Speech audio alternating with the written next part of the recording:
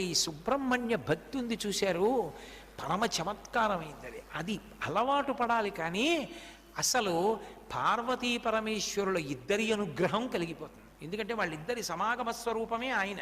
సుబ్రహ్మణ్య ఆరాధనం గురించి మహాస్వామి చెప్తుండేవారు. సుబ్రహ్మణ్య ఆరాధనలో మహాస్వామి దిట్ట. అసలు ఆయన సన్యాసాశ్రమ స్వీకారం కుమారకోష్టంలోనే జరిగింది. అక్కడ స్నానమే చిట్ట చివరి స్నానం బ్రహ్మచారి గారు.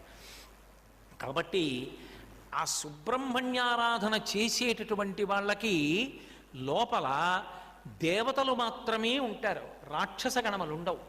రాక్షస గణములు లేని కారణం చేత, దేవతలే ఉన్న కారణం చేత వాళ్ళ కర్మానుష్ఠానం అంతా పరమభక్తి తత్పరతతో నిండిపోతుంది, పరమధార్మికంగా ఉంటారు.